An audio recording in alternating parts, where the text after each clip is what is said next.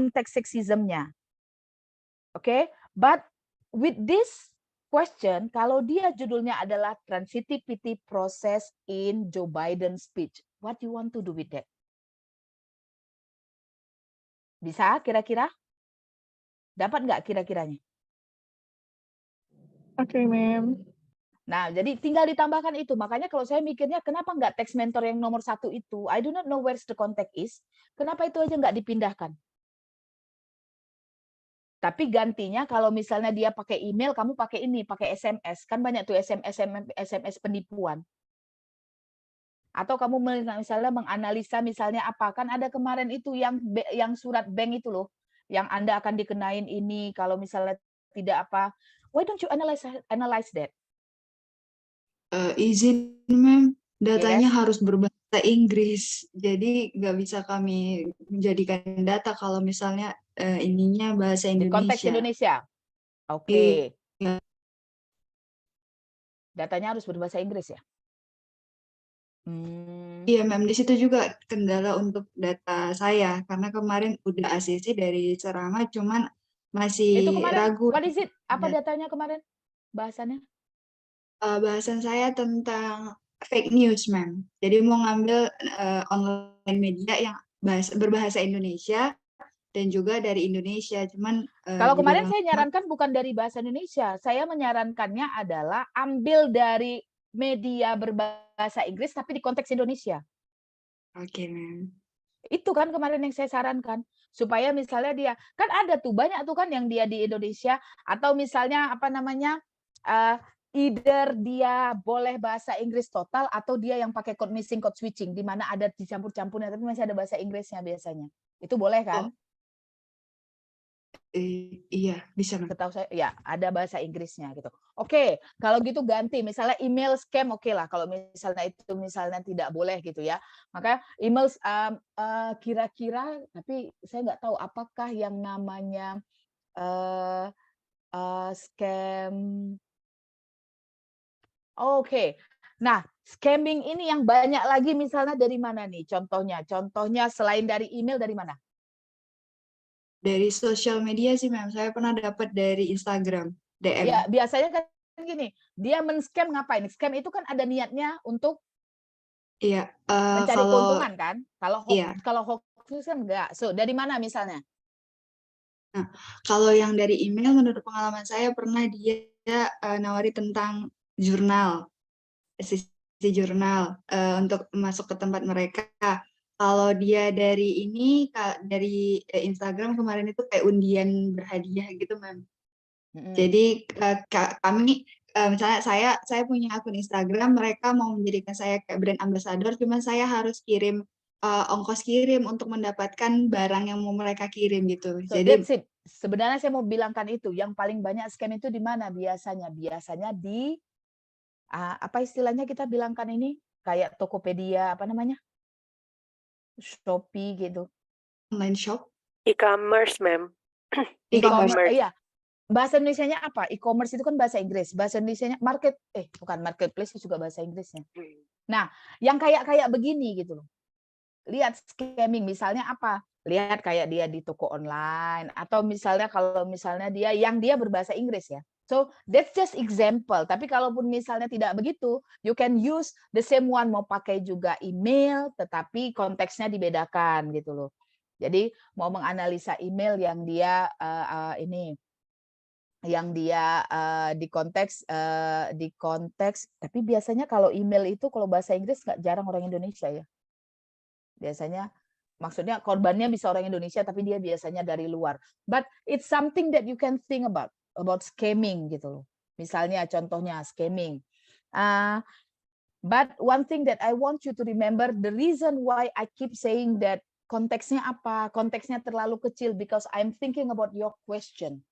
So next, setelah ditemukan identifikasi apa berikutnya? Oke, kira-kira? Jadi that's siapa punya tadi itu? Punya si Agnes. Oke, so think about that one first. Silahkan ini pikirkan dulu kira-kira ini apa yang mau dilakukan. Oke, kalau yang begitu saya yakin pasti permasalahannya adalah what next? Itu yang ditanyakan Pak Rahmat. Oke, siapa lagi yang belum terjawab? Yang belum saya jawab. Saya, Mem. Izin, Mem. Halo. Oke, this one. Nah, yang punya kamu, Hairunisa, you provided me with three topics, but I do not know actually what you want to do. The first one, saya share aja ya, share screen-nya ya. Ya, Mem. Yang pertama itu adalah let's see, kamu mau melakukan ini. Accidental domestic verbal violence initiated by Toba Batak Language in Deli Serdang, Indonesia. Ini kira-kira datanya nanti gimana? Baik, Mem. Jadi itu datanya sebelumnya saya berencana kalau ada suami istri, yang satu orang Batak, yang satu lagi bukan orang Batak, Mem. Jadi seandainya ini suaminya orang Batak, Mem.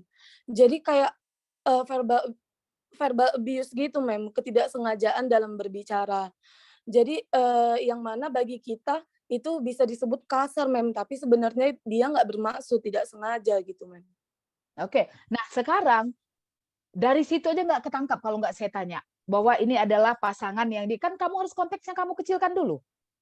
Iya benar, Mem. Harusnya kan dia multi etnik atau misalnya cross etnik, married misalnya atau couple misalnya. Lalu yang hati-hati di sini kamu menyebutkannya adalah accidental domestic verbal violence. Kamu sudah melabel bahwa itu adalah violence. Domestic violence kan? Padahal kan tidak begitu. Harusnya kalau kamu memang mau tertarik, mau melihat kayak seperti itu, yang melakukannya bukan begitu. Misalnya apa? Kamu menyebutkan adalah tentang misalnya gini, different standard, apa ya? Mungkin istilahnya ini, saya nggak tahu teks mentornya mau mengatakan bahwa gini, different standard of politeness. Kan ya, mereka hanya karena politeness-nya berbeda, apalagi kalau orang Batak sama orang Jawa. Tapi kalau dari pangkal kamu sudah melabelnya sebagai verbal violence, nanti orang Batak marah. Nah, ini kamu sebenarnya ceritanya ini adalah cerita tentang pragmatik atau social linguistic. Coba lihat tentang politeness. Jadi konteks yang harus kamu bungkus di judulnya itu adalah ini adalah tentang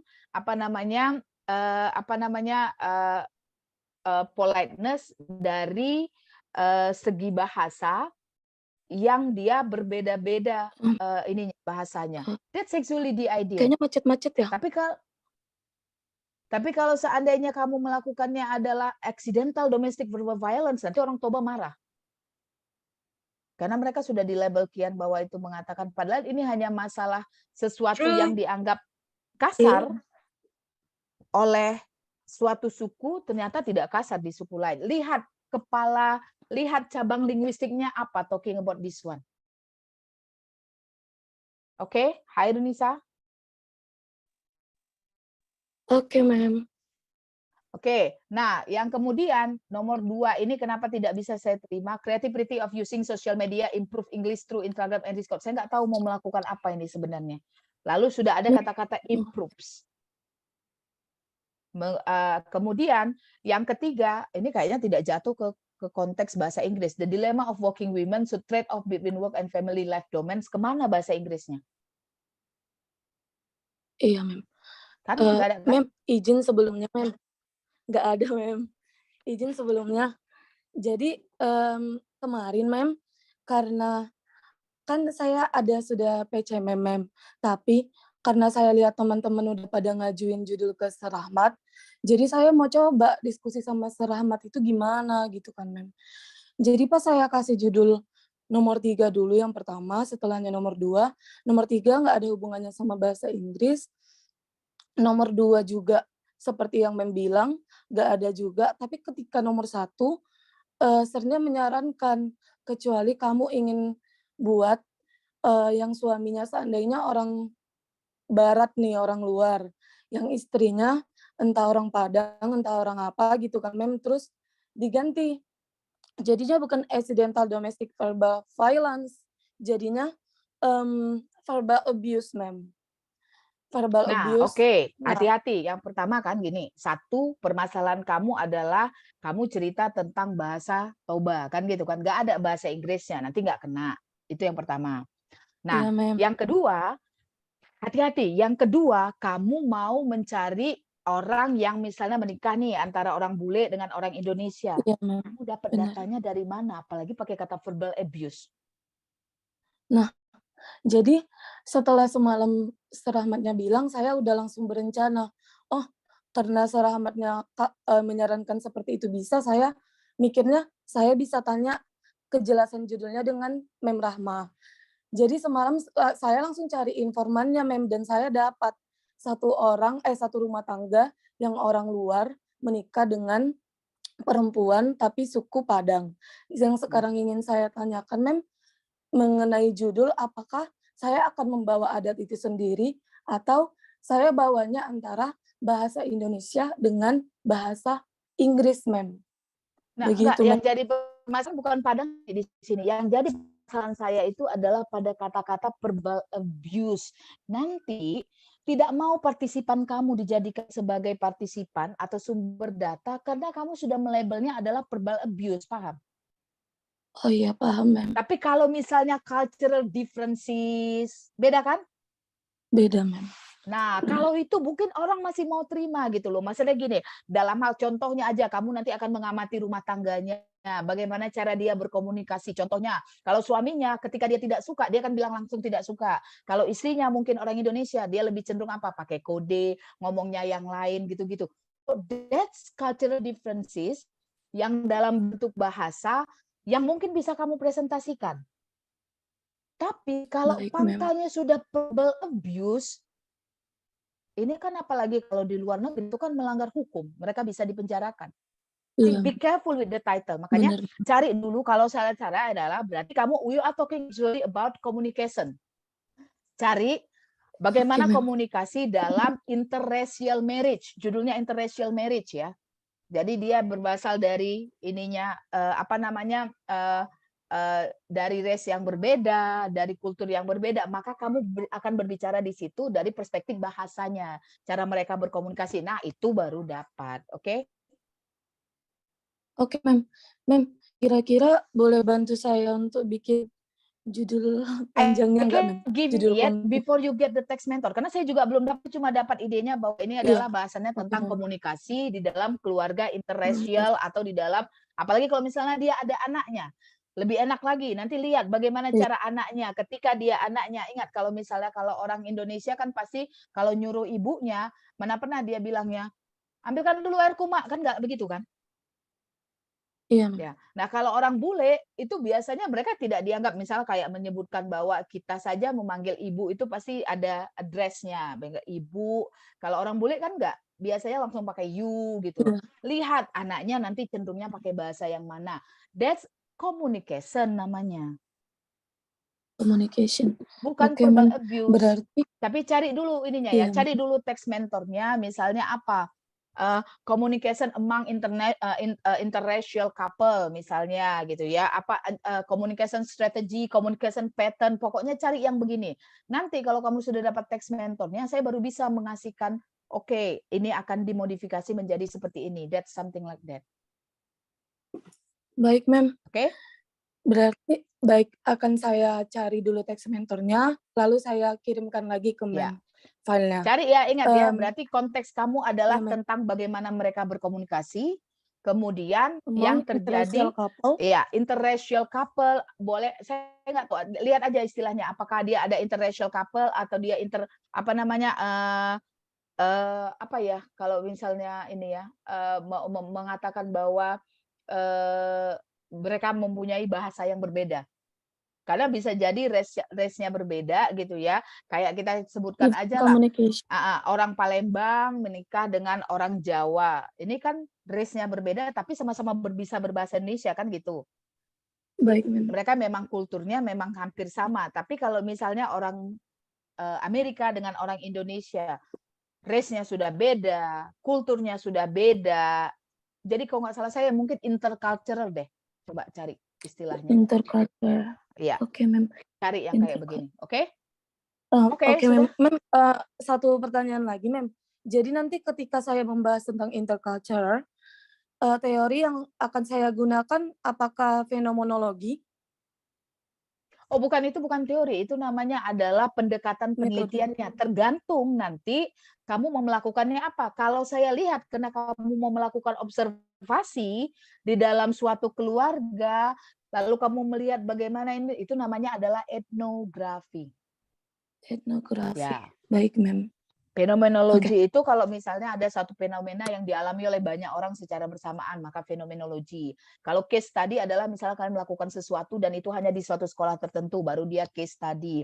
Kalau narrative inquiry, kalau kalian bertanya tentang seseorang, tentang pengalaman hidupnya, masa lalu, masa kini, masa depan, itu adalah narrative inquiry. So, be careful. Itu nanti baru kelihatan bagaimana apa yang mau kalian ambil datanya, bagaimana cara kalian mengumpulkan data, then we know how you approach your study. Oke? Okay? Baik, Mem. Terima kasih ya, Mem. Oke, any other? Ada lagi?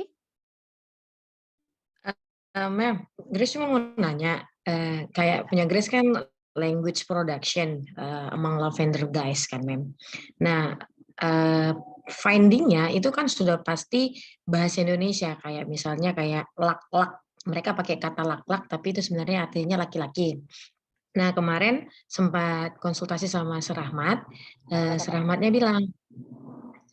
bilang kalau itu berarti findingnya bahasa Indonesia ya, bukan bahasa Inggris.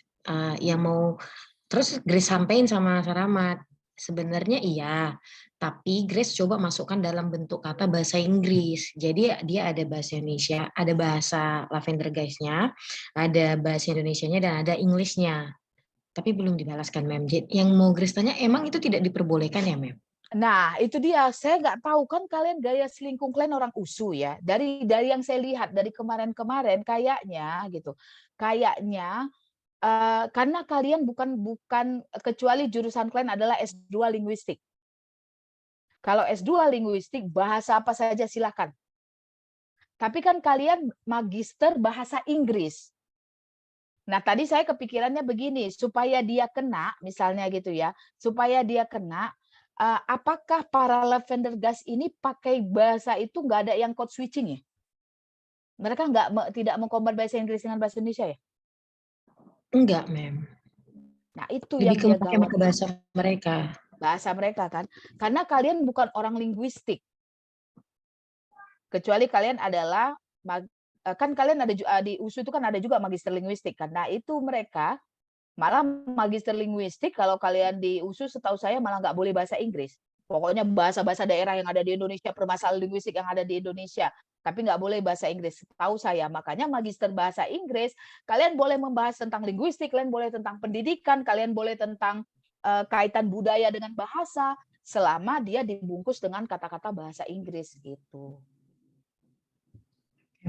Izin Mem menambahi Mem, info dari Serahmat kemarin ada salah satu senior kami yang dia sudah tahap sidang atau seminar hasil gitu katanya. Dia meneliti tentang bahasa code switching seperti yang bilang, tapi anak-anak Jaksel. Nah, jadi itu kan dia memang pakai bahasa Inggris. Jadi fenomena anak Jaksel itu kan pakai bahasa Inggris tuh. Terus? Tapi Mem, ternyata waktu di pembimbing dan pengujinya kira dari awal bahwasanya si pengguna bahasa itu memang orang luar, ternyata itu orang Jaksel dan dia nge-code switching itu diubah lagi jadinya, Mem, dirombak lagi tesisnya. Jadi memang pure harus pakai yang Inggris gitu datanya gitu. Oke, mungkin asal muasal kalau misalnya dari Indonesia itu nggak apa-apa, tapi murni data yang kita punya itu harus bahasa Inggris gitu biar amannya gitulah memang. Tapi bagaimana dengan orang yang menggunakan code switching? Karena setahu saya orang pakai code switching misalnya aja konteksnya, misal kalau misalnya Indonesia. Gimana? No, I thank you, Ri, for the information. Oke, karena sepengetahuan saya kalau misalnya dia ini ya, kalau misalnya bagian dari sebenarnya kalau saya ya bilangnya, kalau si anak tadi yang menuliskan tesis itu bisa menguatkan bahwa dalam background of the study-nya bahwa yang namanya bahasa Jaksel itu adalah sebenarnya bentuk lain dari code switching Indonesian English, itu nggak bakal jadi masalah itu. Iya, benar, Mem. Kalau dia pandai merasionalkannya di pangkal. Tapi kalau misalnya dia tidak pandai gitu, ya misalnya aja orang Indonesia boleh nggak? Boleh orang Indonesia, selama dia misalnya memberikannya dalam bahasa Inggris. Kan yang penting itu bungkusnya kan. Iya, benar. Seperti Nah, itu, Mem. kalau saja dia pandai bahasa Inggris itu kan misalnya dia gini, ada yang dia code switching, ada kemudian yang dia berubah menjadi Creole and Pidgin. Kalau saja dia pandai gitu loh. Dari pangkal dia sudah menunjukkan bahwa ini adalah salah satu, dia cari tapi teori yang membungkus di atas bahwa ini adalah sebenarnya salah satu dari code switching yang internalisasikan, yang dianggap normal oleh mereka sehingga nama istilahnya dikeluarkan sebagai bahasanya anak Jaksel gitu. Itu kalau dia pandai gitu. Saya rasa itu sih yang dia nggak bisa didudukkannya di pangkal gitu. That's exactly what we want to do with the introduction nomor 1, claiming your centrality, menunjukkan bahwa ini adalah bagian dari anak bahasa Inggris gitu.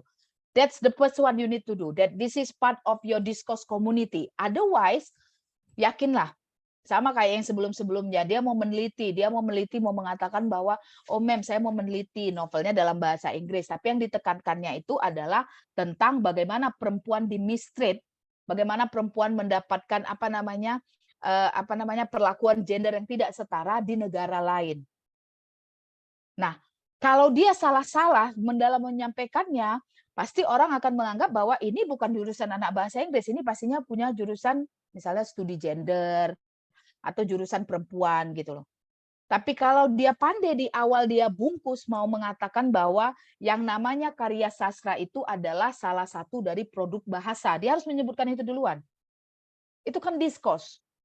Bahwa dia adalah produk bahasa dan bahasa itu digunakan untuk apa? Menyampaikan cerita pada apa yang sebenarnya terjadi di masyarakat. Maka ketika suatu karya sastra yang merupakan alat berkomunikasi si penulis terhadap pembacanya, maka bisa dilihat bagaimana dia menggambarkan suatu civilization. Itu yang harus dia tekankan. Tapi kalau yang ditekankannya duluan adalah bahwa perempuan saat ini mengalami banyak kekerasan, nggak akan masuk ke dalam bahasa. Sih? Bisa nggak melihat itunya? Bungkus di situ gitu. Kalau saya yakinnya itu tadi dilarang, pasti dia tidak bisa memposisikan. Coba kalau misalnya dia misalnya begini mengatakan bahwa Jaksel as a variety of global English. Coba dia bikin kayak begitu. Ada namanya Singlish, ada ini namanya. Tapi dengan catatan nanti data dia itu harus lebih banyak bahasa Inggrisnya pada bahasa Indonesianya. Pasti masuk. So it depends on how you frame your research context, oke? Okay? Jadi kalau kayak si Grace tadi, coba pikirkan lagi Grace itu kira-kira bagaimana, apakah ada memungkinkan mereka kecenderungan penggunaan bahasa. Kalau nggak dapat di code switching, ambil di code missing ya. Oke, Mem. Cari di situnya gitu, harus bisa. Ini ada question, ada pertanyaan lain?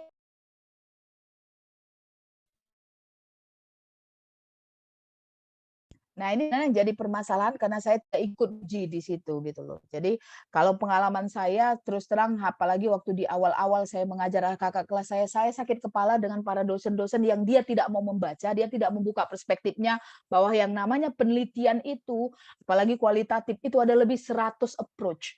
Jadi tidak ada yang mengatakan istilah bahwa oh saya cuma punya satu responden, saya punya satu partisipan. Oh, satu partisipan nggak mencukupi. It depends approach apa yang digunakan.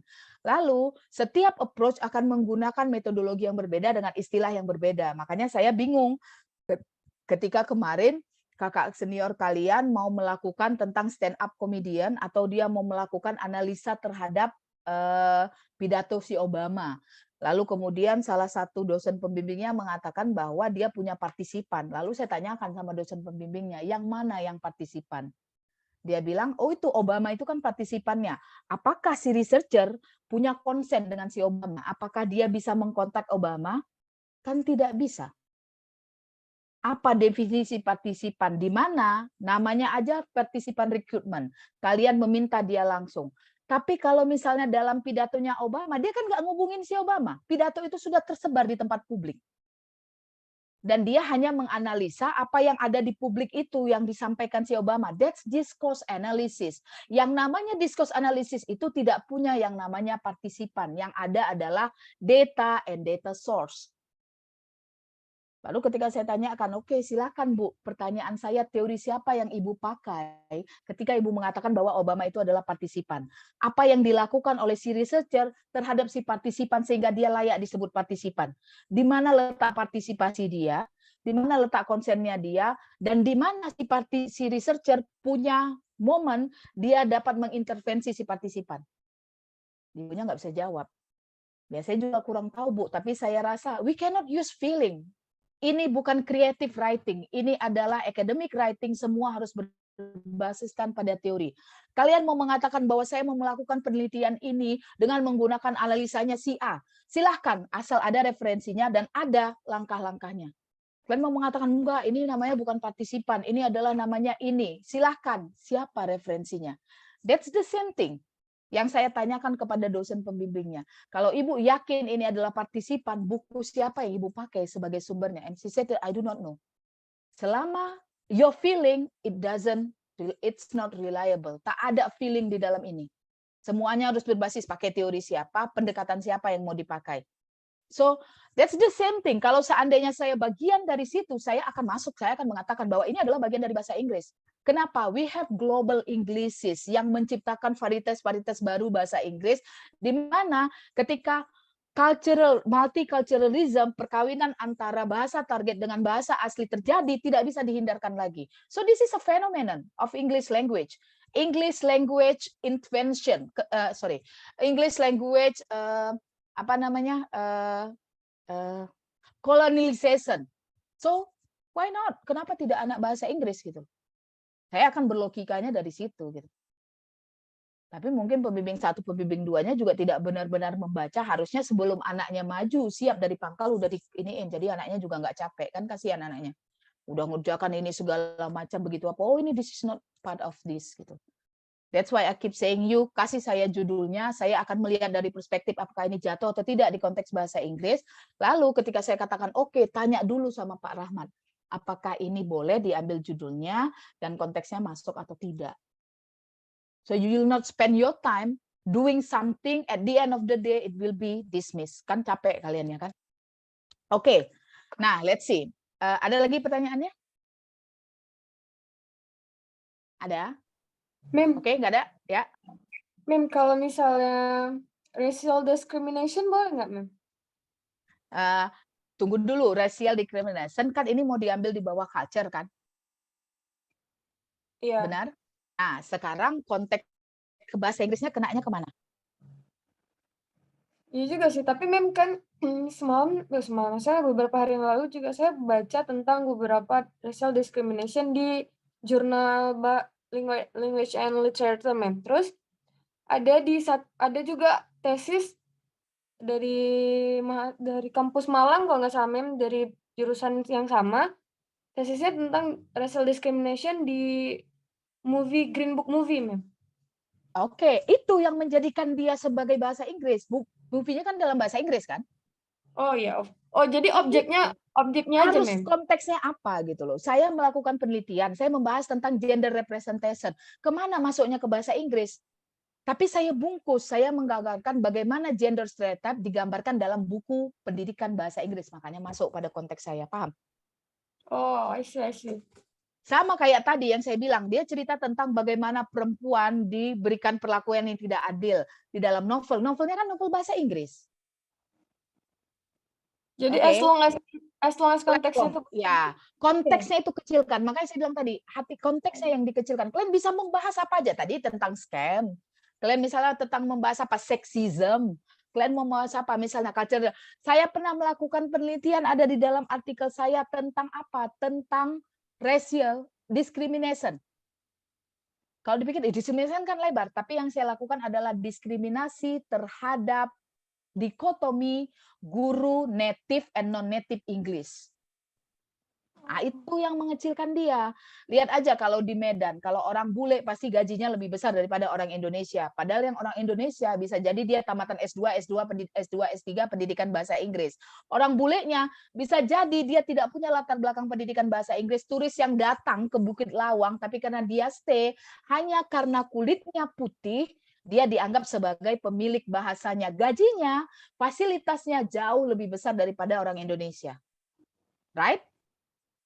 That's discrimination. Tapi kita tutup dia dalam konteks apa? Guru bahasa Inggris. Then that's part of your.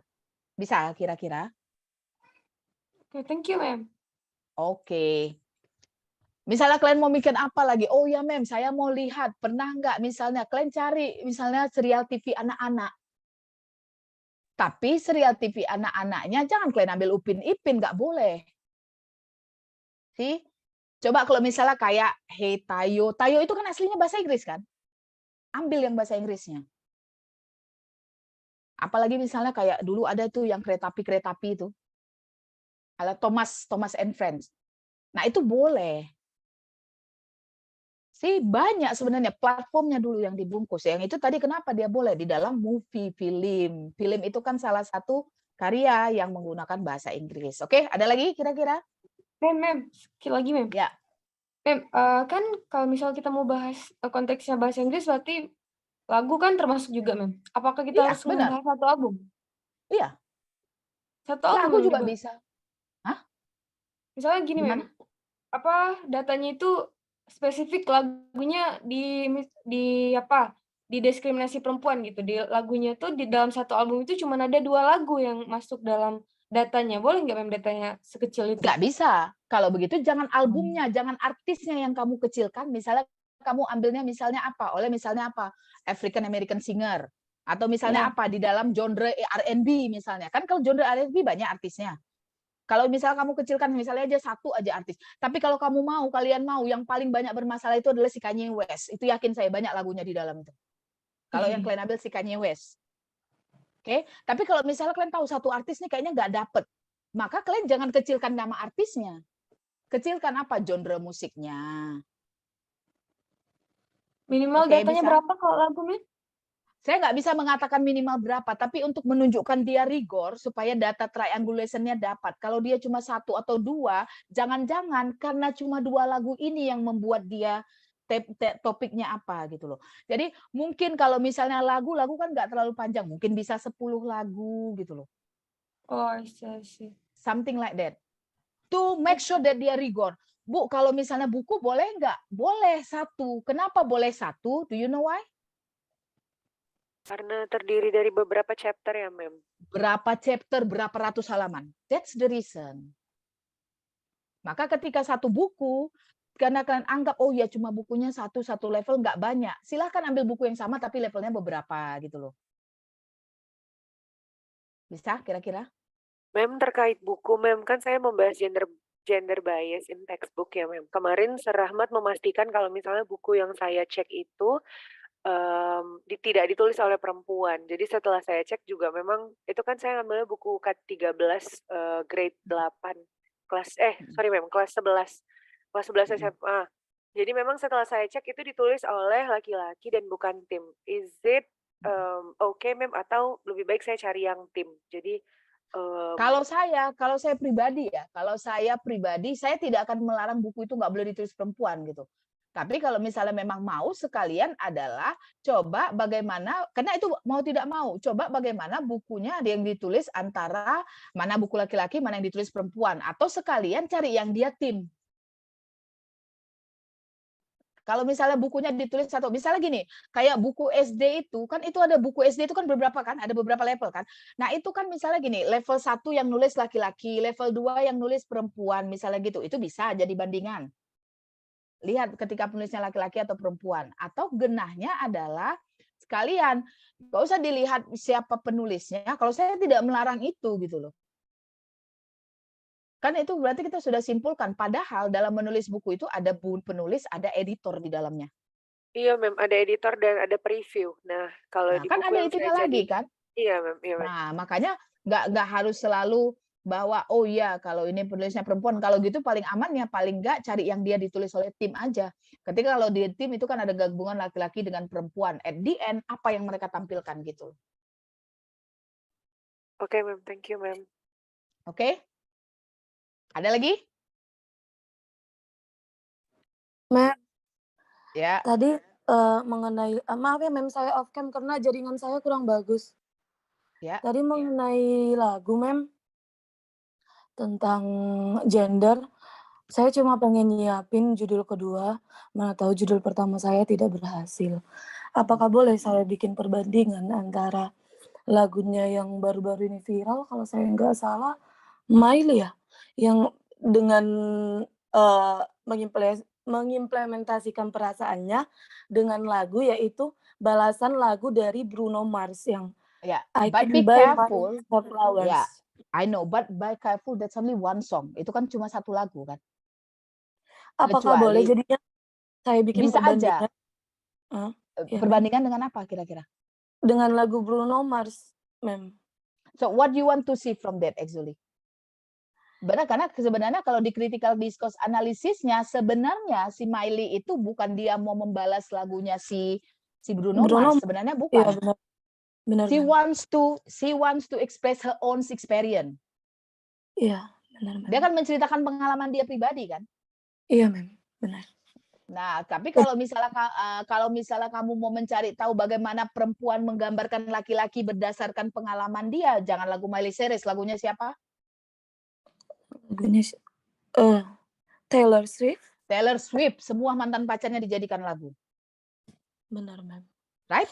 So things like that kan yang kayak begitu yang harusnya diiniin. Kalau si Miley Cyrus itu memang dia membalas lagunya si Bruno kan gitu ya, Bruno Mars. Iya. Itu nanti nah, cuma satu lagi nih, ingat ya, hati-hati. Banyak hal yang bisa dibahas, jangan terlalu gender. Nanti kira Pak Rahmat nih gara-gara Bu Rahma ini orang UIN ini orang usulnya si gender aja bahasannya. Banyak yang lain. Ada multiculturalism, ada discrimination, ada misalnya apa? Whiteness study. Pernah nggak kalian tentang itu, native and non-native?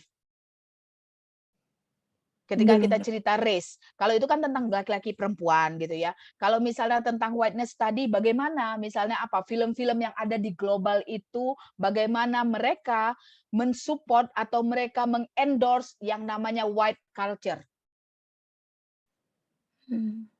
Nah, yang kayak gitu loh. Itu terutama di film-film apa? Film-film fable keluaran Walt Disney. Atau kalau mau melihat, misalnya kalian mau melihat multiculturalism dalam film-film Walt Disney, di mana di belakangan ini banyak yang mereka rubah. Contohnya apa? Misalnya Ariel sekarang kulitnya warna hitam. Kemudian Cinderella, bagaimana dia berubah? Ada ya, Cinderella atau apa itu yang dia kulitnya, pemeran utamanya warna hitam, kulit hitam. So if you want to see that, misalnya. Jadi saya bukan melarang. Aladdin. Kalau Aladdin memang harus hitam. Oh iya, Mem. Kalau dibikinnya putih baru orang bertanya. Ariel, Mem, Ariel. Ya, Ariel ya. Oh, iya, Tapi Ariel. kalau Aladdin, nah ini juga salah satu. Aladdin, dia memang orang harus kulit hitam. Karena dia ceritanya dari... Aladdin cerita dari? Dari Timur Tengah, Mem. Timur Tengah. Masa orang Timur Tengah kulitnya putih? Nah, hanya saja di mana letak white-nya itu, mereka membikinkan white supremacy. Perhatikan di film-film Aladdin, terutama yang lama, ketika mereka menggambarkan sekalipun si Aladdinnya, si Putri Jasmine-nya, lalu si penjahatnya adalah kulit berwarna, tapi ketika Aladdin dan Jasmine, look at the accent, pakai American English, bahasa Inggrisnya. Tapi ketika si penjahat, dia menggunakan Arab English, kelihatan aksen Arabnya. Dia mau menunjukkan bahwa apa yang jelek itu yang mana. Nggak kelihatan dari warna kulitnya, dari apanya? Dari aksennya. Ini yang dibilang bahwa okay to support. That's what it mean by critical discourse analysis. Berpikir kritis terhadap hal-hal yang kayak begini gitu misalnya. Jadi, oh ya, oke sih, memang kulitnya masih kulit putih, kulitnya berwarna. Sama nanti orang kan bertanya, masa film Mulan dibikin orangnya kulit putih? Tahu kan Mulan kan? Tahu, Mem.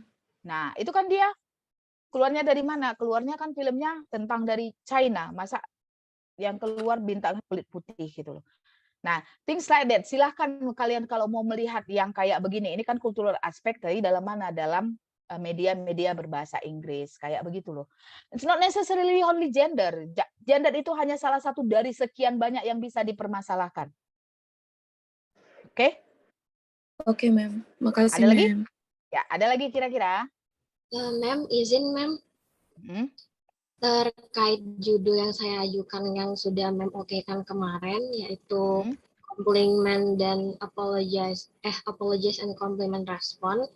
Saya kan nge-compare Chinese dan Indonesian di FL Learners.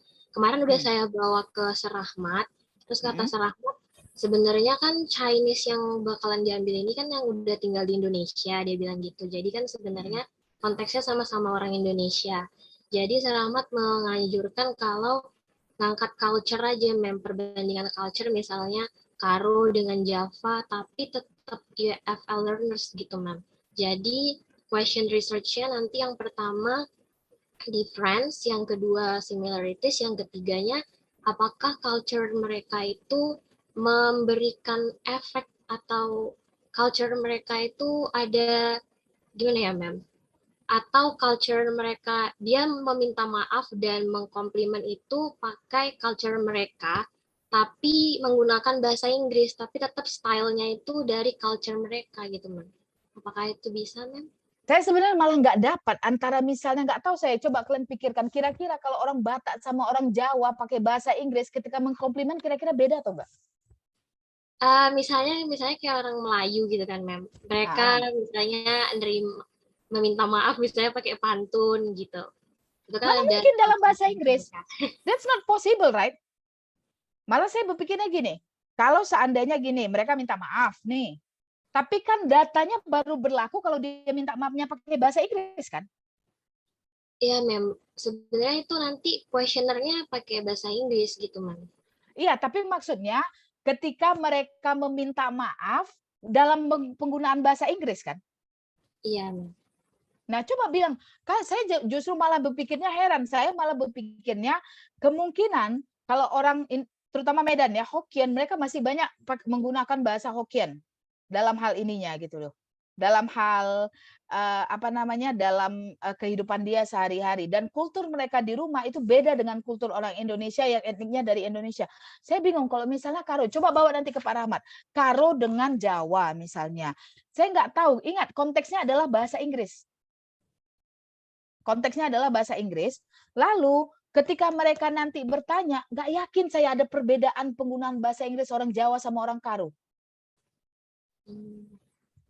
Sangat-sangat tidak yakin saya. Tapi kalau Indonesian Chinese pasti berbeda dengan ini. Kenapa? Saya sudah mengalaminya waktu kuliah waktu saya ngajar di Australia Center. Jadi kalau kita cerita adab, orang China ini, anak-anak Cina ini mana peduli dia. Oke, Mem. Berarti saya tetap di judul pertama aja ya, Mem? Ya, maka coba kasih sampaikan dengan Pak Rahmat dulu. Kayaknya Pak Rahmat salah persepsi ini. Salah persepsi dalam pengerti. Macam kayak gitulah. Bahwa, oh iya, orang Melayu itu, misalnya mereka benar, mereka itu juga Melayu yang tua-tua. Bahwa mereka misalnya pakai pantun dalam apa formal. Itu ketika dia menggunakan bahasa Indonesia. Mana mungkin pakai bahasa Inggris dia berpantun. Sedangkan nggak berpantun pakai bahasa biasa aja, dia barangkali masih tersendat-sendat gitu loh. Iya, Mem. Ya, benar kan? Tapi kalau Mem. misalnya tapi kalau misalnya kamu mau mencari ini di konteks apa? Pembelajaran bahasa Inggris di mana kelasnya adalah kelas multi etniknya. Ya, kelas multi etnik itu berarti di mana? Nggak bisa dia di kelas kayak SMP. Kamu tuh harus mengamati itu dari kelas-kelas di mana English first, di kelas-kelas di mana misalnya yang dia ekstrakurikuler itu baru dapat. Malah saya mikir, Karo sama Jawa kayaknya nggak ada lah. Masih Indonesian English gitu. Oke, Mem. Berarti saya tetap ngangkat Chinese Indonesia. Pertanyaan ketiganya bisa tentang culture gitu ya, Mem? Ya, kaitkan dengan ininya. Kenapa mereka berbeda gitu? Oke, baik, Karena Mem. mereka ini terutama mana? Terutama bagi anak-anak yang kalau barangkali kalian lihatnya di Jawa ini nggak kelihatan. Kenapa? Karena di situ ada suku mayoritas. Sehingga para pendatang apapun etniknya dia akan mengikut. Contohnya orang orang Chinese Indonesian ketika di Bandung mereka bisa bahasa Sunda. Ketika mereka di Jawa kadang mereka lebih totok bahasa Jawanya daripada orang Indonesia yang dia bukan keturunan orang Chinese. Tapi di Medan karena there is no one dominant ethnic, nggak ada kan etnik yang dominan di Medan ini. Sehingga ya orang Batak pakai bahasa Batak banyak, orang Jawa juga pakai bahasa Jawa masih banyak, orang Minang juga bisa berbahasa Minang. Mereka cenderung menggunakan bahasa Hokkien. Terutama lihat ketika mereka dengan mereka. It's not something that you can observe. Meaning bahwa kultur itu masih sangat kuat. Kalau Oke. saya malah ke situ, itu bawakan ke sana. Nggak, kalau di situ nanti payah kamu mencari datanya. Payah, susah sekali mencari datanya. Oke, baik, Mem. Nanti Oke. saya sampaikan Rahmat lagi. Terima kasih, Mem. Oke, ada lagi? Sudah? Oke, kalau tidak ada, let's see. This is what we need to do. Tadi my questions who have already got approval, ada berapa yang sudah mendapatkan approve dari Pak Rahmat? Belum adakah?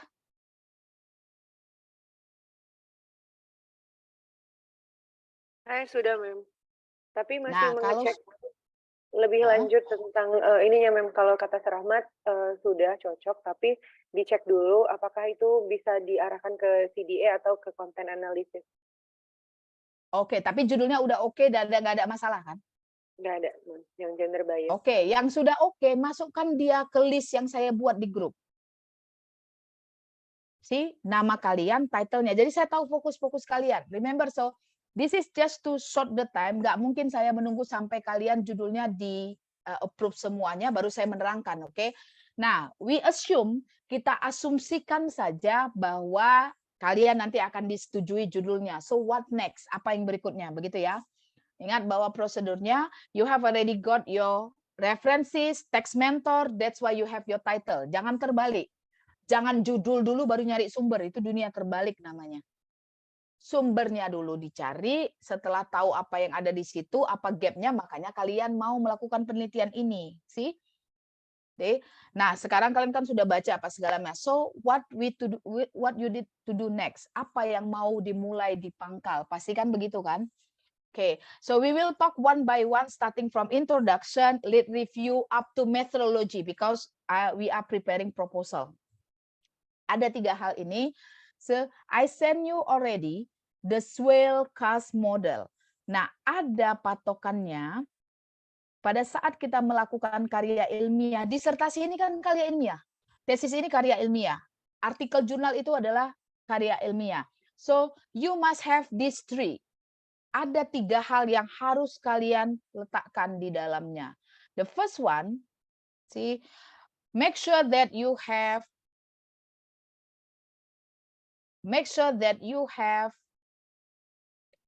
establishing a territory. This is what it means by you show what is the importance of this topic to your discourse community. Apa sih pentingnya topik bahasan kalian pada komunitas diskurs kalian? Dalam hal ini, komunitas diskurs kalian itu adalah Magister Bahasa Inggris. Inilah yang saya bilang tadi, bungkus dulu konteksnya dan tunjukkan why it is important. Nah, ini hanya menunjukkan step-stepnya. Kalian mulai dengan claiming centrality, kemudian making topic generalization, kemudian reviewing previous items. Ini adalah step-stepnya. I'm not talking about this. Saya akan menunjukkan langsung how to practice it. Bagaimana mempraktekkannya. Oke, just let me know when you do not understand. Kalau nanti kalian tidak tahu, langsung kasih tahu saya ya. Oh, belum dapat, Mem, gitu. Oke. Yang pertama sekali, establishing a territory, meaning you show your audience why your topic that you choose, your chosen topic is important for your discourse community. Kenapa sih topik yang kalian ambil itu penting masuk bagian pada program Magister Bahasa Inggris? Oke, sudah? That's the most important part. This is the example. Saya kasih dulu example-nya. This is mine. Ini di Jurnal Trindex Scopus. Ingat bahwa saya adalah dosen pendidikan bahasa Inggris. Bidang saya dalam kepangkatan saya itu adalah pendidikan bahasa Inggris. Maka saya harus bisa menunjukkan kenapa topik saya ini penting untuk pendidikan bahasa Inggris. That's what it means. Is it clear? Jelas yang saya maksud? Yes, ma'am. This is how you start. Benar, Ma'am. Oke, di sini di mana letaknya? Ini kan gender, bahasannya itu ada gender stereotype. Itu yang nomor 1. Bahwa saya harus menunjukkan ada konstruk pertama itu adalah gender stereotype. Lalu orang bahas, memang penting apa sih membahas gender? Tapi saya kentilkan konteksnya bahwa dia adalah di buku bahasa Inggris anak SD. Konteksnya ini adalah konteks pendidikan. Now let's see. Bagaimana saya membungkusnya? Oke. Saya cerita dulu bahwa ini adalah, sorry. Sorry, ma'am. It's still the PDF, ma'am. Masih PDF? Sorry.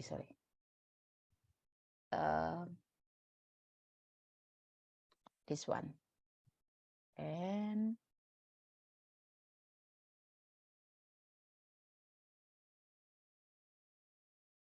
okay.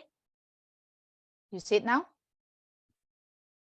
This is my title. Judul saya adalah ini. Gender Stereotype in Educational Text, a Comparative Study of Indonesian and International Primary English Textbook. Ada gender stereotype, lalu orang tanya, ngapain sih kalian membahas gender? Sama kayak tadi.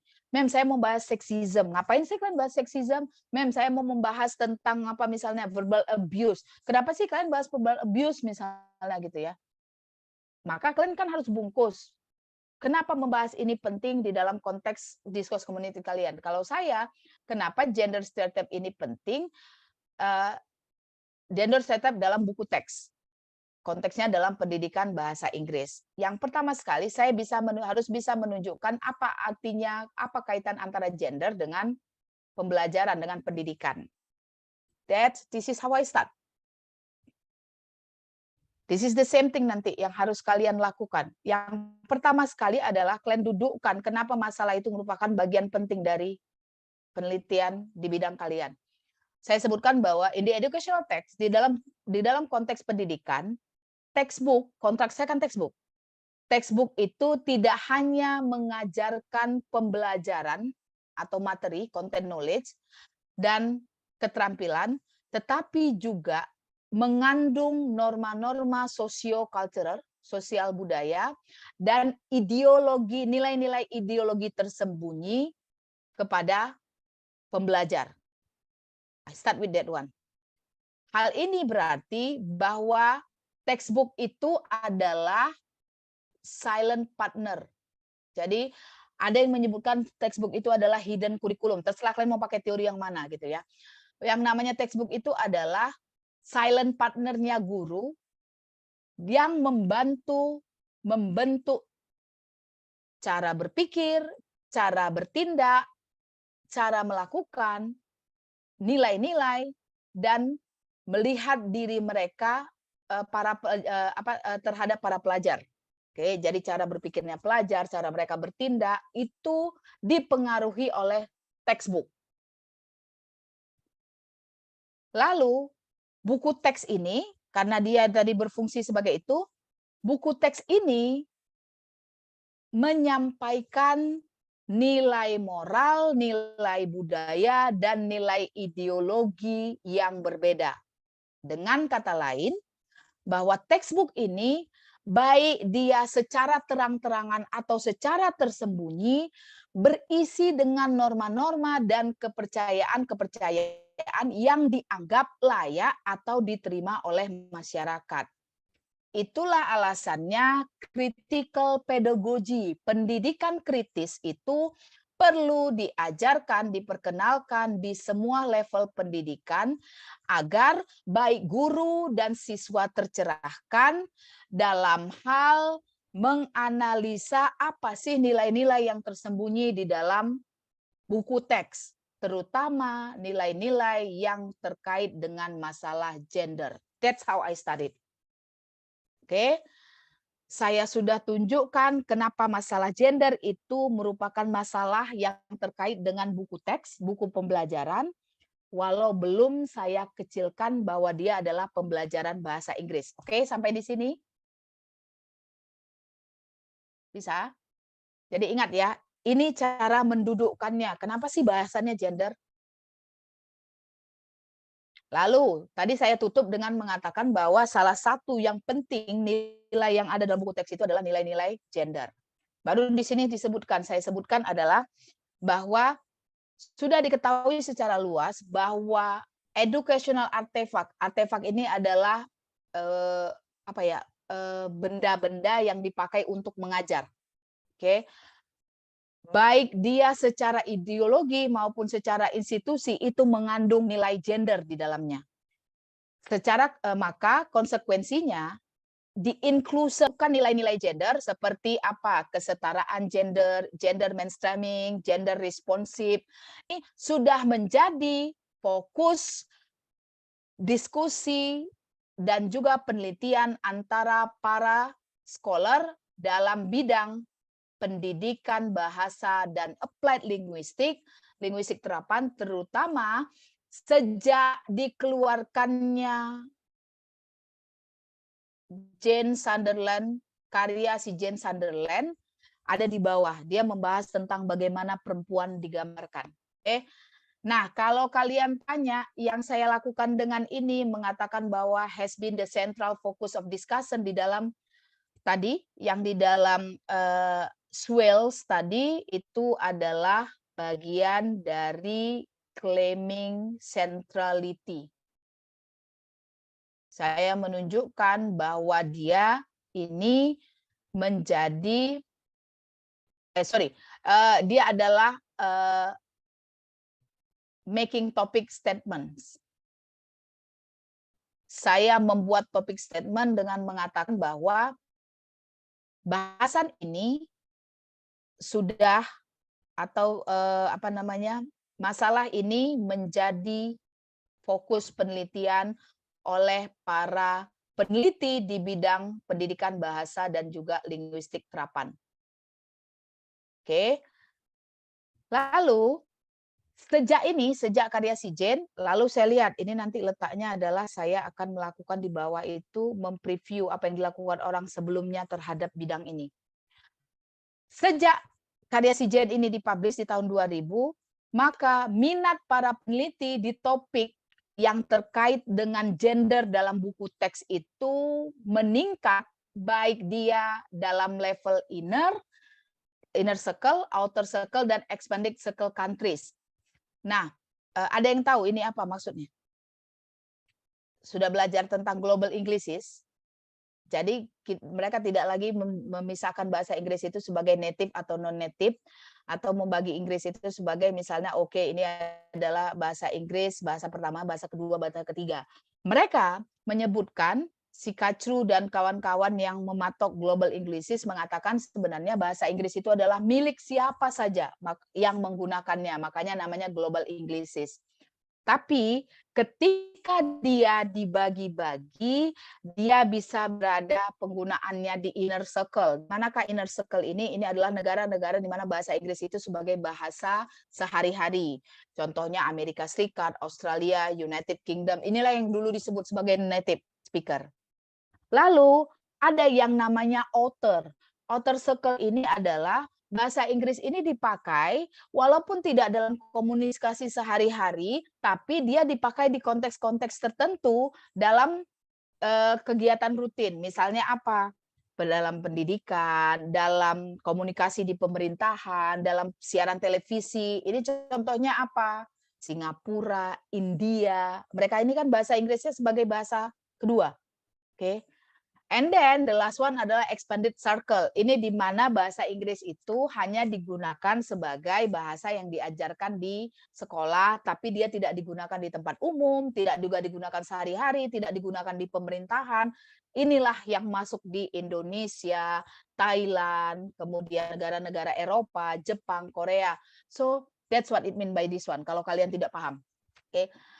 Lalu saya menunjukkan centrality-nya. Yang pertama tadi saya sebutkan kenapa gender itu adalah bahasan yang penting di dalam kaitannya dengan buku teks. Lalu kemudian saya melakukan bahwa apa? Saya tunjukkan bagaimana posisinya dengan mengatakan bahwa karena dia penting, maka ahli-ahli, para peneliti di bidang language education, di situ saya letakkan discourse community-nya. Di bidang pendidikan bahasa dan di bidang linguistik terapan, itu mulai berfokus pada bagaimana gender digambarkan di dalam buku-buku pembelajaran atau di dalam dokumen-dokumen pembelajaran. Oke. Lalu saya tunjukkan melalui apa? Melalui empirical evidence. Bahwa saya tunjukkan ini bukan sesuatu yang hanya terjadi di Indonesia. Nanti kalau yang terjadinya cuma di Indonesia, orang pembaca dunia nggak mau baca. Ini diterbitkan di jurnal Scopus yang tidak berbayar. Oke, kalau saya hanya bisa menunjukkan bahwa masalah ini hanya terjadi di Indonesia, that's why don't do that. Kalian harus tunjukkan dulu bahwa dia adalah masalah yang dibahas di global konteks. Untuk menunjukkan bahwa dia masalah di global konteks, maka saya menunjukkan bahwa peneliti-peneliti, baik dia di inner, outer, maupun expanded circle country, sudah membahas penelitian ini. Lalu saya katakan bahwa di mana fokusnya itu adalah bagaimana gender digambarkan di buku teks.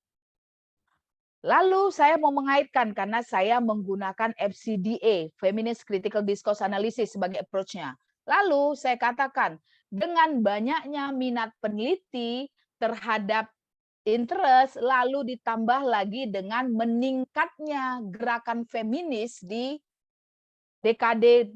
beberapa dekade belakangan ini.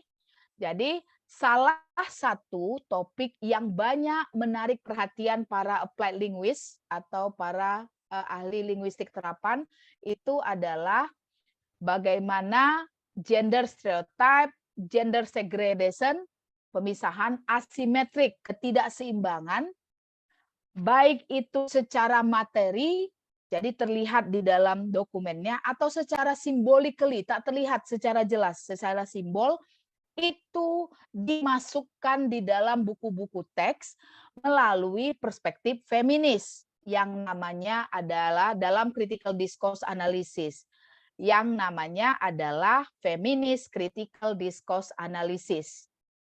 Oke, sampai di sini. Ini hanya contoh, saya hanya menunjukkan cara saya berlogika. Nah, ini tadi yang saya bilang.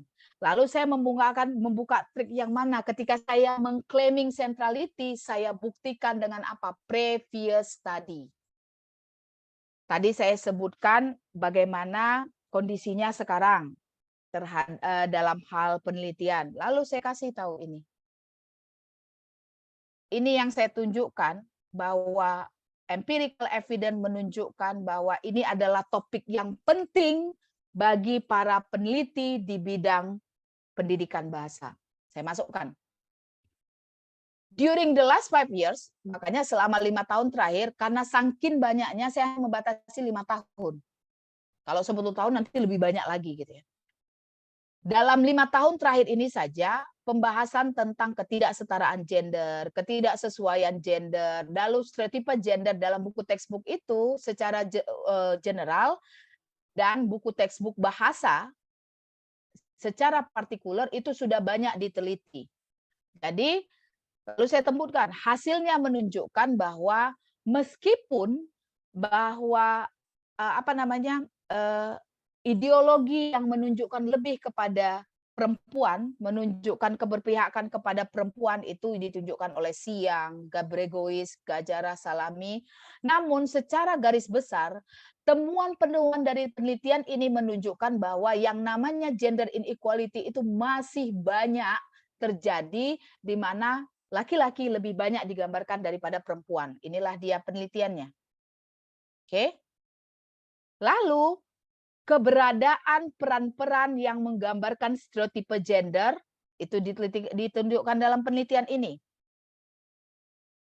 Dan bagaimana bahasa-bahasa yang menunjukkan keeksklusifan suatu gender. Contohnya saja, mau mengatakan pimpinan. Kalau dulu mengatakan kepala sekolah, apa bahasa Inggrisnya? Pimpinan, apa bahasa Inggrisnya?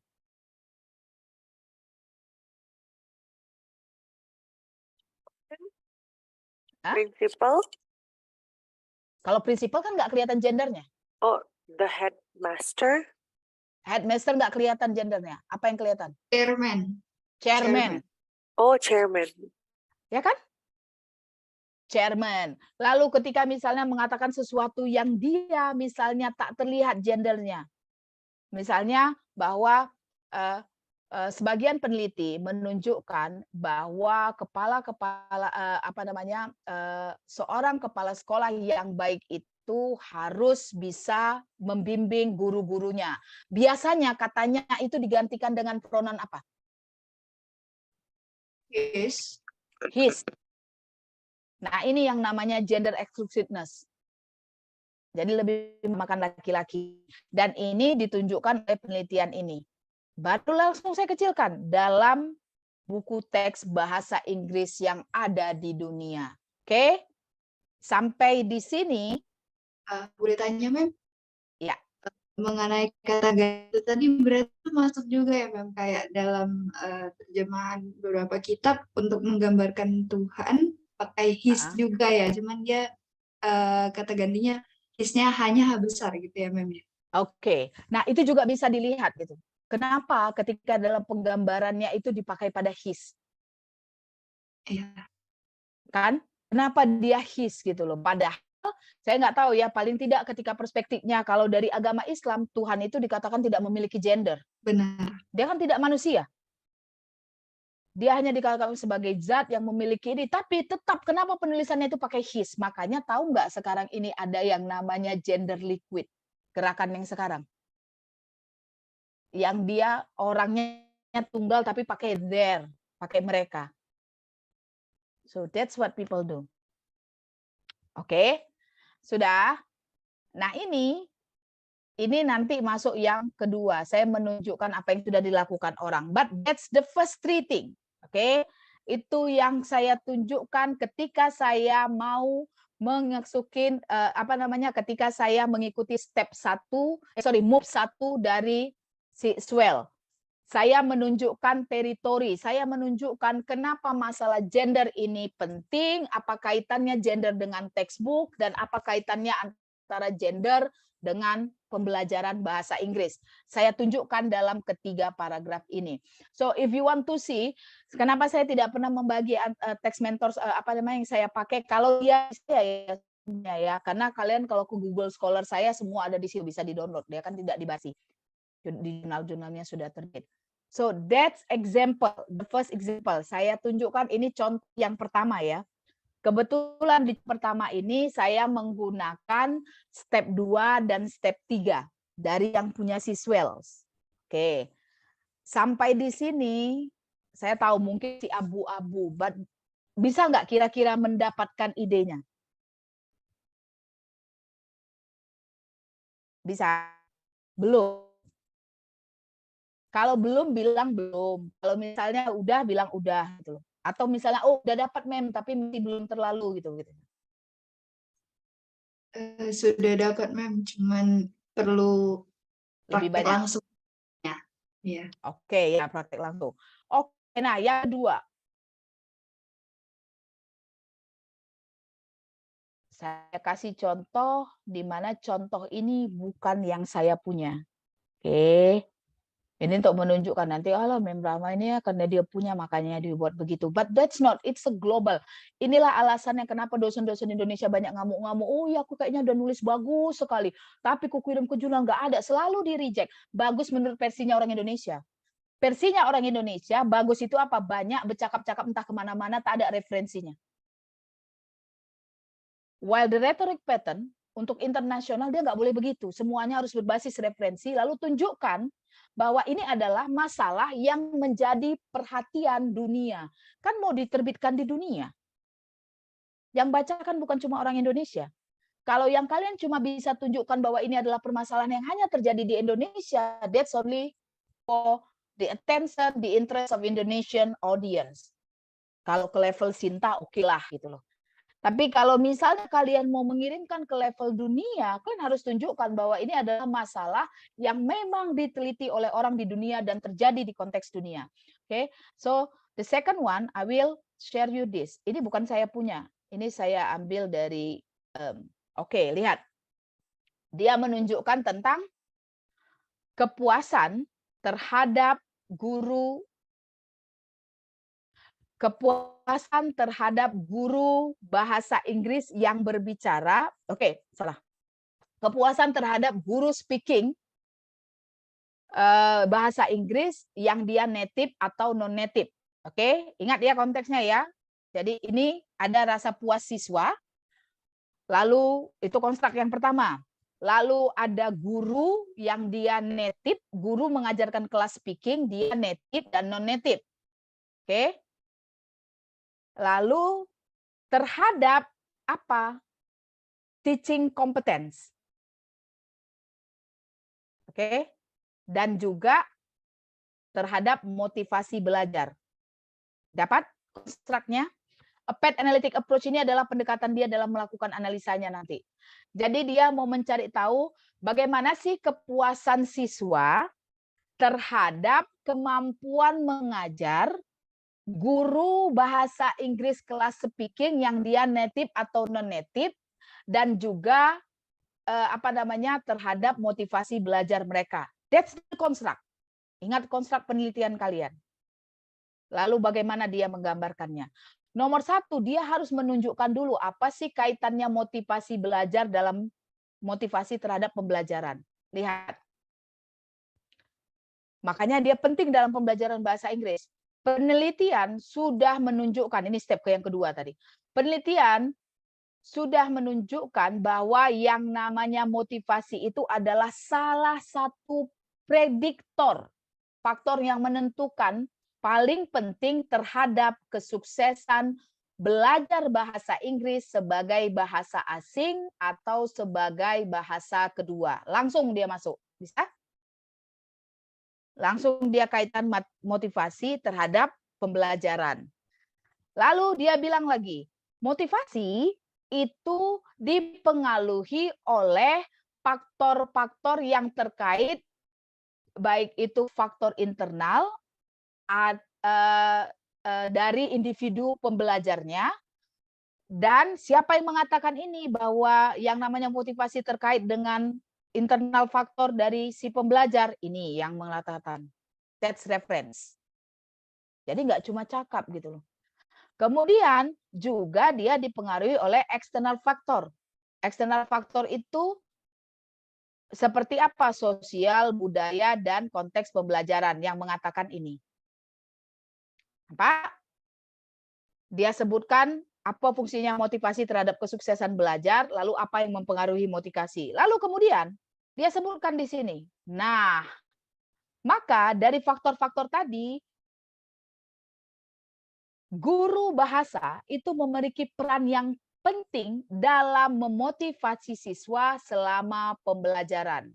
Yang bilang si ini. Oke? Dan peran pentingnya itu mengcover apa saja? Inisiator, fasilitator, model, dan motivator. Itu sebabnya bahwa menurut fungsi mereka, peran penting para guru dalam pembelajaran IFL, dalam proses pembelajaran IFL, maka dianggap guru memiliki pengaruh yang signifikan terhadap kualitas motivasi siswa dan juga intensitasnya di dalam habis baterai saya. Saya pasang dulu ya. I forget.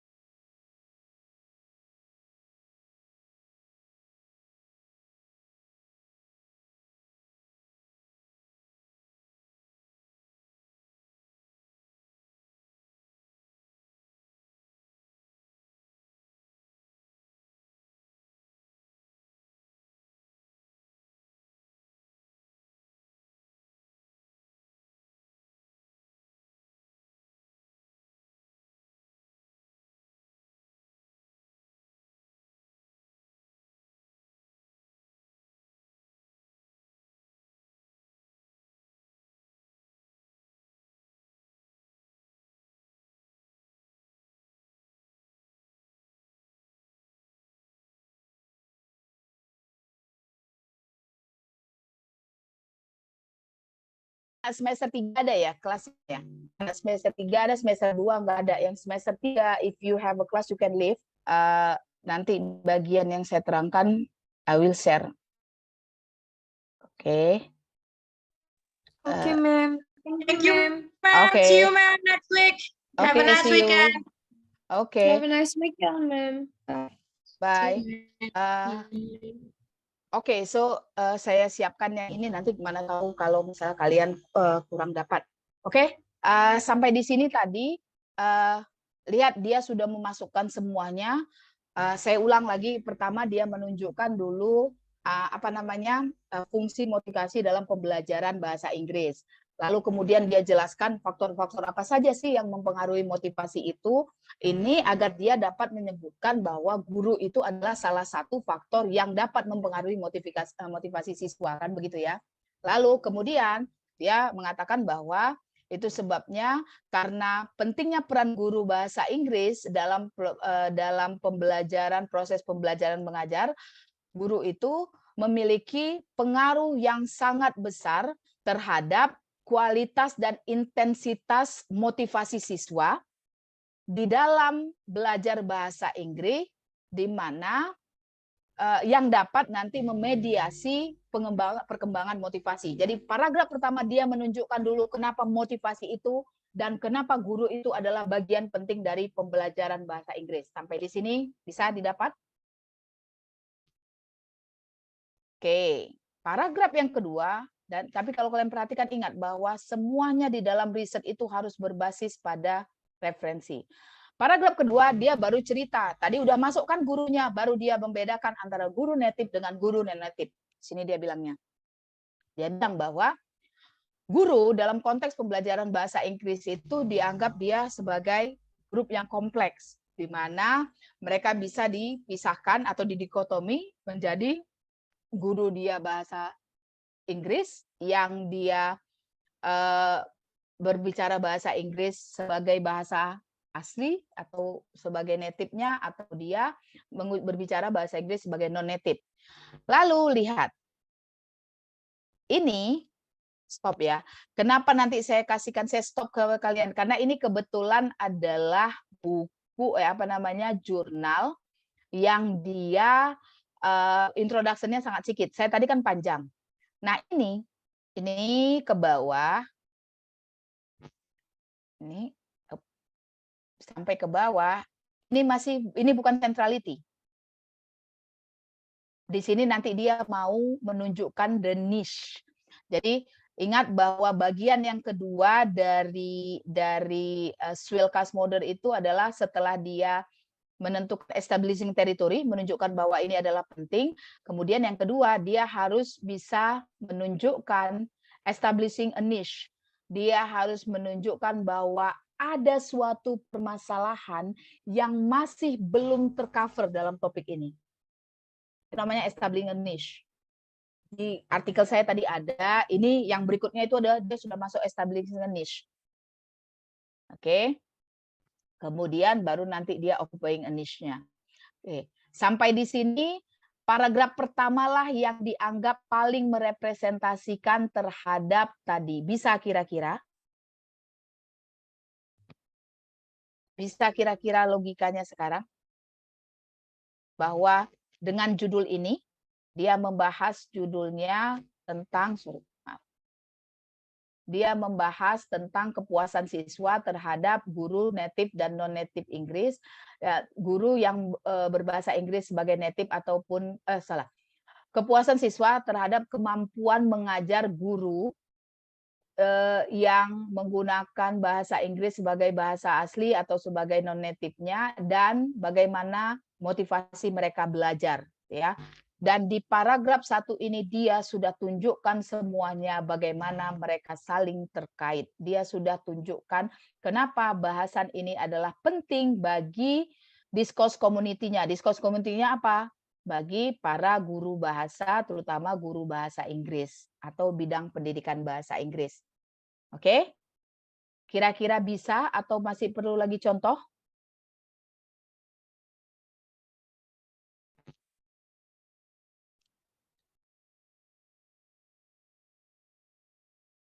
Bisa kira-kira? Maka Bisa, Mem. ini oke, inilah dia tadi, makanya saya bilang, karena ada yang tadi waktu dibilang tadi kakak kelas kalian atau salah satu yang ngasih tahu bahwa oh iya ini ada Jaksel. Jaksel tadi nggak diterima karena dia orang Indonesia. Kenapa? Karena dia tidak itu duluan, dia doesn't claim the territory. Harusnya kan dia sebutkan dulu bahwa ini adalah bagian dari pendidikan bahasa Inggris. Caranya gimana? Itu kayak yang saya bilang tadi. Kalau saya di posisinya atau saya pembimbing, saya akan mengatakan bahwa apa namanya, with the expanding atau with the the development of global Englishes. Global Englishes itu menunjukkan bahwa bahasa Inggris itu bukan lagi milik aja masyarakat tertentu, tapi siapa saja membicarakannya. Jadi fenomena global Englishes menciptakan fenomena-fenomena baru di mana tercipta bahasa-bahasa Inggris baru dengan variety yang berbeda-beda. Makanya ada Singlish apa segala macam. Dan dengan apa? Dengan the spread of English menjadikan bahasa Inggris ini menjadi accessible dan gampang terasimilasi dengan bahasa target. Kan itu harusnya kan? Ketika saya menyebutkan oh iya karena dia banyak berbicara apa segala macam, terciptalah global Englishes, maka ada variasi baru. Sehingga fenomena variasi baru ini menyebabkan terjadinya apa fenomena-fenomena bahasa berikutnya, di mana sering terjadi asimilasi antara bahasa Inggris dengan bahasa Inggris sebagai bahasa target dengan bahasa pertama dari seseorang. Dan fenomena ini tunjukkan bahwa ini tidak hanya terjadi. Di mana lagi kalian rasa yang banyak itu dia kombinasi antara bahasa Inggris dengan bahasa Indonesia? Dengan bahasa ini. Apa misalnya?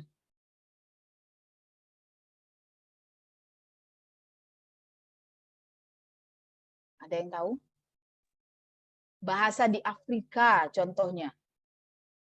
Mereka pakai bahasa Inggris, dan bahasa Inggrisnya itu nanti tercampur yang kita nggak paham gitu loh.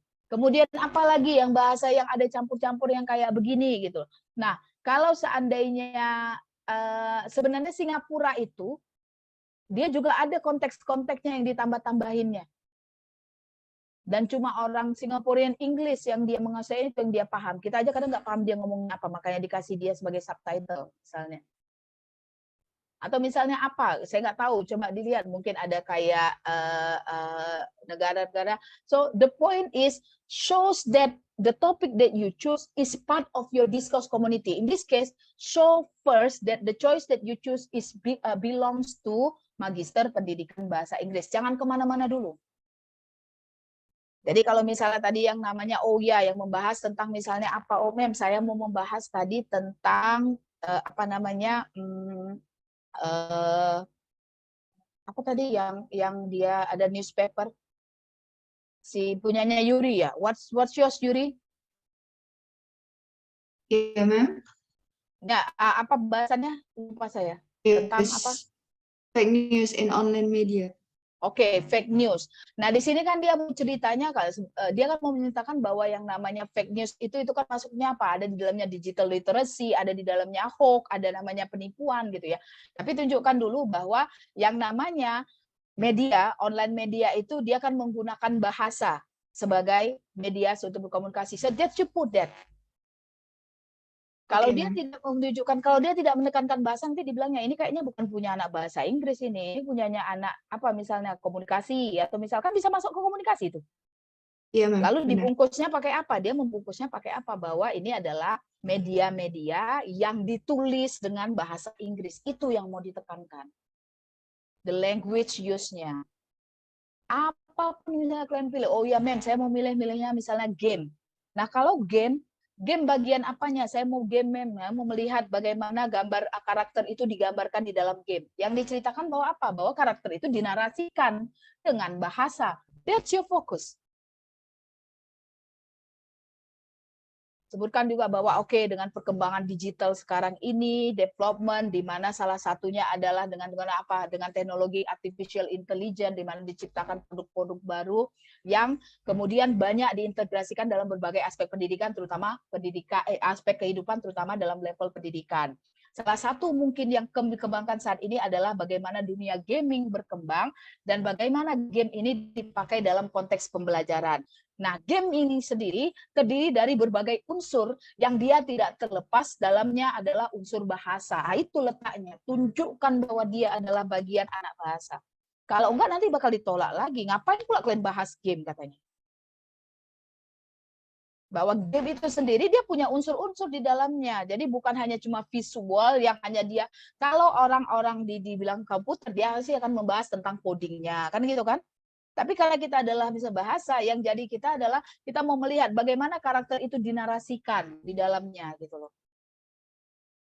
Then that's it. Bahasa masuklah kepada kalian.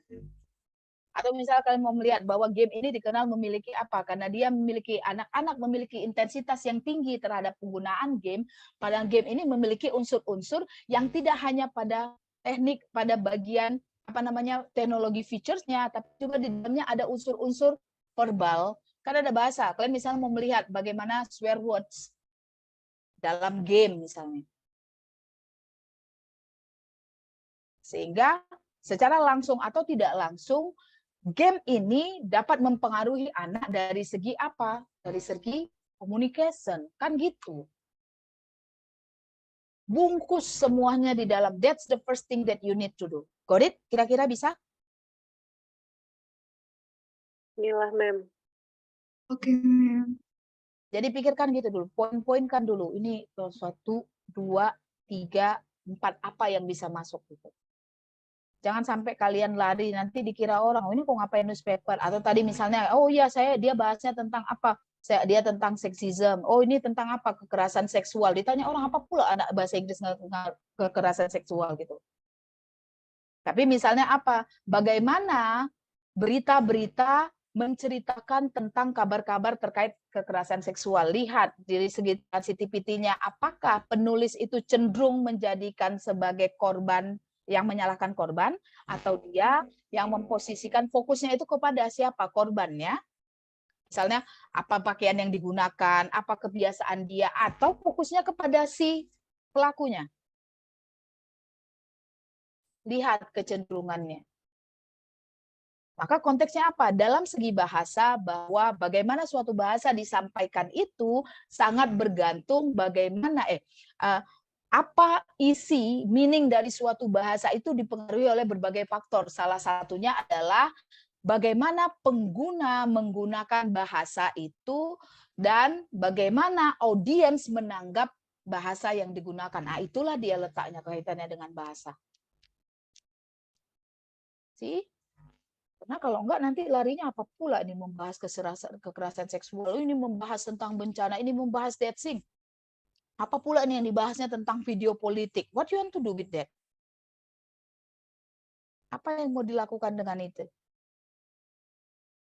Atau misalnya kalian mau melihat video-video politik dalam social konteks yang berbeda, misalnya aja yang video politik bahasa Inggris ya, misalnya ketika si pembicaranya itu sedang berorasi di depan mahasiswa, lalu berorasi di depan ibu-ibu, lalu berorasi misalnya di depan misalnya siapa orang kulit putih, lalu berorasi di depan misalnya apa komunitas LGBTQ misalnya gitu. Lalu kalian mau melihat bagaimana dia menggunakan bahasanya.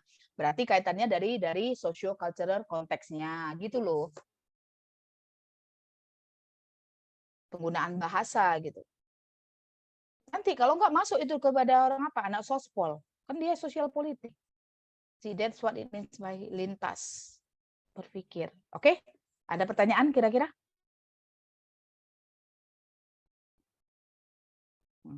Oke. So, that's actually the idea. Makanya dapat kayak gitu. Kalau saya pribadi, oh Bu, nyusunnya itu tadi kayak mana kok bisa kayak gitu? It didn't come to my mind. Nggak datang tiba-tiba, nggak begitu. Saya baca dulu beberapa, baru saya bilang, oke, saya mau ngambil yang ini ke sini. Saya mau ngambil idenya, saya masukkan dulu. Baru kemudian saya tulis ulang. Pakai apa? Cari Quillbot, kemudian tambahkan ininya gitu.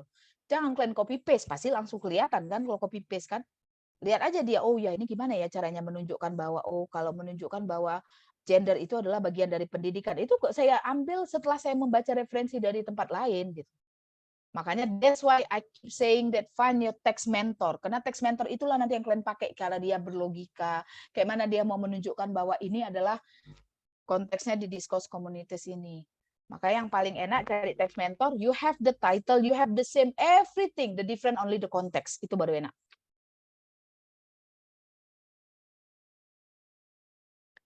Oke. And then show that, jangan lupa bahwa yang pertama cara claimingnya itu adalah dengan mengkaitkan antara karakter dengan karakternya, construct dengan constructnya. And then the second one, apa fokusnya? The second one fokusnya adalah tunjukkan bahwa ini adalah permasalahan yang menjadi sesuatu yang menjadi fokus di dunia, bukan cuma di Indonesia. Caranya dengan apa? Dengan kayak tadi, misalnya saya tunjukkan bahwa dia diteliti sudah di beberapa tempat. Atau kayak yang kedua tadi, dia nggak menyebutkan bahwa diteliti di beberapa tempat, tapi ketika dia mengatakan internal factors, lalu lihat, dia kasih penelitian kan, dan lihat penelitian dia itu tidak hanya dari satu negara. Penelitiannya itu ada penulis A, penulis B, penulis C, penulis yang berikutnya. Bisa internal factor aja dia bisa 5 referensi. Dan kalau kalian tengok referensinya itu, that shows bahwa ini adalah masalah yang penting yang menjadi perhatian global. Nggak bisa kalian tiba-tiba in Indonesia, orang bingung, ya udahlah cuma Indonesia doang berarti. Kalau mau ngecilkannya, kayak saya punya, setelah saya ceritakan apa yang dilakukan orang dunia, baru saya mengatakan, within Indonesian context, masalah gender ini juga sudah jadi perhatian. Nah, di situ saya masukkannya. Setelah saya sebutkan dulu yang di dunia. Gitu. So that's the same thing that you want to do, oke? Okay, then. If you have no question, and then I do expect, kalau kalian sudah dapat ininya, kalian sudah dapat judulnya, kalian sudah dapat apa namanya tadi, udah disetujui judulnya, start your draft. Minggu depan saya mau melihat paling tidak adalah kemajuan kalian. Kalau bisa sampai tadi siap semuanya, syukur. Bagian maksudnya bukan introduction-nya siap ya, siap untuk bagian kalian menunjukkan bahwa ini adalah hal yang penting di dalam pendidikan, dalam magister bahasa Inggris. Jadi bisa terdiri dari 2 atau 3 paragraf. I do hope to see this. Tapi kalau yang belum disetujui, jangan dulu. Jangan sampai nanti kalian udah nulis, ternyata tidak diterima. Oke? Okay, then so that's it for today. Waktunya berlebih banyak. Sorry, next time I will remember to charge my laptop. And thank you for your attention and keep writing. Thank you, ma'am. Ya, menulis 1 hari itu atau 1 minggu 1 paragraf itu jauh lebih baik daripada kalian nanti udah mau dekat mid baru kalian merasa kawan kalian udah banyak nulis, kalian nggak ada nulis apa-apa. Menulis itu memang sedikit-sedikit. Paling nggak, oh ya hari ini atau misalnya minggu ini dapat 1 paragraf. So that's what you need to do. Jangan nanti siap ini, oh ya ada banyak idenya, kalian tutup, and then you start opening your Facebook, your social media, yakin lah udah nggak kenal ada malam minggu, udah mau jalan-jalan sama kawan, and then paling nggak masukkan dulu yang pertama, dapat sumbernya, put it there. Okay then, so that's how the way I write. If you think that it's useful, then you can adopt it. Thank you for your attention this week, and I see you again next week. Insyaallah. Assalamualaikum warahmatullahi wabarakatuh. Thank you, ma'am. Okay. Waalaikumsalam. Have a good weekend, ma'am. You too.